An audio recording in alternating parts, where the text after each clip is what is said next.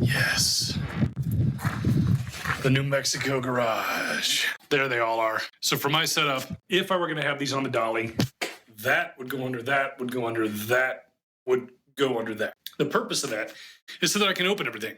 Basically, these are heavy enough they can go underneath, but they pull out. That opens top. That's a top loader, and those are both top loaders as well. But at any rate, here's my entire setup. Oh, just a couple of trays? Why no? This is the chemical bin.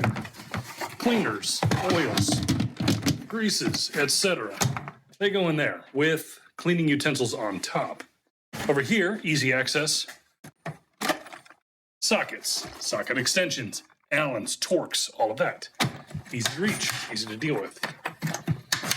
Now, I keep those locked up and I keep these open when they're stationary so that I can open up the top lid here. So these are each their own bin. They're independent of one another. Combined, they take up an entire plate. So underneath here, we have all of my electrical stuff. Tray has all my electrical bits. Over here, we have all kinds of screws and nuts and washers and stuff. Underneath it, fasteners. We have zip ties. We have stir clips. We have tapes, adhesives. Over here, bottom to top, it goes like this.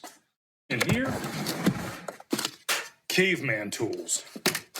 Things that are help soften the caveman destruction. Normal hammer. Things that remove wheel weights. A jack. A bludgeon. Sport gloves. Heavy duty stuff, you know? Things that I don't want to have to sort too often. They can go into a pile in a big drawer. Next drawer up, it's a big drawer, but it's the exact opposite. Levels. Accurate. That's a Torx screwdriver. Grabbers. Oil wrenches. Things that keep screws in place. It's all about accuracy for the blunt stuff. I need to get these organized. I've got the dividers right here. You see, these come with these dividers here that you can set up and sort.